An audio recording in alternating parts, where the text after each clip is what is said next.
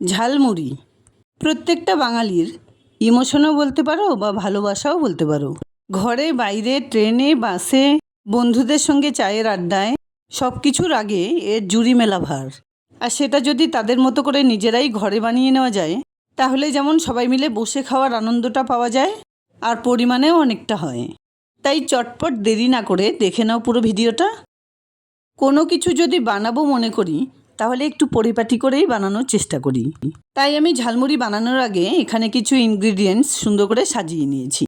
Video বানাতে বানাতে তোমাদের সঙ্গে সেটা শেয়ার করব। তার আগে গ্যাস অন করে একটা শুকনো কড়াইতে মিডিয়াম সাইজের এক বাটি মুড়ি দিয়ে লো টু মিডিয়াম ফ্লেমে কন্টিনিউ নাড়াচাড়া করে মুড়িগুলোকে একটু ড্রাই রোস্ট করে নিতে হবে। যদিও মুড়ি মুচমুচে থাকে তবুও এভাবে একটু ড্রাই রোস্ট করে নিলে আরও বেশি ক্রাঞ্চি হয়। এবার এর মধ্যে মিশিয়ে দিলাম ছোট স্কোয়ার করে কেটে নেওয়া একটা সেদ্ধ আলু, সঙ্গে দিলাম হাফ কাপ সেদ্ধ মটর, হাফ কাপ কাঁচা ভেজানো ছোলা, হাফ কাপ অঙ্কুরিত মুগ ডাল, মিহি করে কুচোনো একটা পেঁয়াজ কুচি, 3-4টে লঙ্কা কুচি, কিছুটা পরিমাণে ধনেপাতা কুচি, একটা টমেটো কুচি, খুব ছোট স্কোয়ার করে কেটে নেওয়া 2 টেবিল চামচ কাঁচা আম।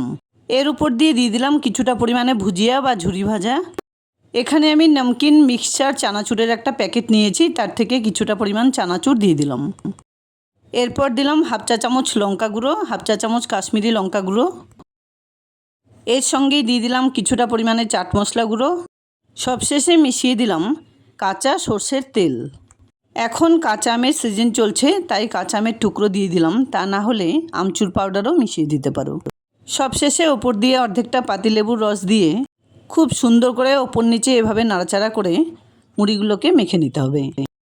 এভাবে যদি মুড়ি মাখা ঘরেই বানিয়ে নেওয়া যায় তাহলে কি আর বাইরে থেকে কিনে আনার দরকার পড়বে? হাতের কাছে থাকা এই সমস্ত ইনগ্রিডিয়েন্টস যদি একটু রেডি করে নেওয়া যায় তাহলে মাত্র 5-6 মিনিটের মধ্যেই দুর্দান্ত স্বাদের চটপটা এই মুড়ি মাখা কিন্তু খুব সহজেই বানিয়ে নেওয়া যায়। যাই হোক, যখন তখন বা বিকেলে বা সন্ধ্যের আড্ডায় চটপটা ঝালমুড়ি কিন্তু একদম রেডি। ভালো লাগলে লাইক শেয়ার কমেন্টস করতে ভুলবে না প্লিজ। আর এরকম নিত্য নতুন রেসিপি দেখার জন্য প্লিজ চ্যানেলটাকে সাবস্ক্রাইব করে পাশে থাকা বেল আইকনটা অলে করে দিও। দেখা হচ্ছে নতুন কোনো রেসিপি নিয়ে। ভালো থেকো, ধন্যবাদ।